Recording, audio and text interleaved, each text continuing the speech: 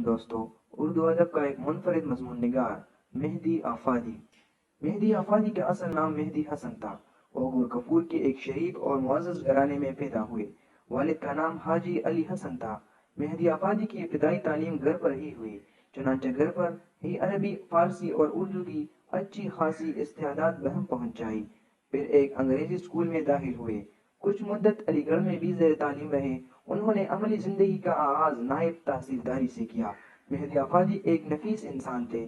ان کا ادبی ذوق بھی نہایت پاکیزہ تھا۔ اپنے زمانے کے عظیم اہل قلم اور ادیبوں سے ان کے ذاتی مراسم تھے، جن میں سر سید حالی شبلی، سید سلیمان ندوی اور عبد الماجد دریابادی وغیرہ شامل ہیں۔ مہدی آفادی کے مضامین کا ایک مجموعہ افادات مہدی کے نام سے ان کی اہلیہ نے ان کی وفات کے بعد ترتیب دے کر شائع کیا۔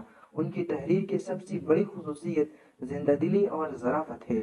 ان کی تحریر شگفتہ اور رواں ہے۔ انہوں نے خشک اور سنجیدہ مضامین کو بھی اپنی طبعی شگفتگی سے دلچسپ اور جاذب نظر بنایا ہے۔ انہوں نے اپنے دلکش اسلوب بیان اور جمالیاتی نقطہ نظر کی بدولت مقبولیت حاصل کی۔ اردو ادب میں انہیں رومانی تحریک کے محرکین میں شمار کیا جاتا ہے۔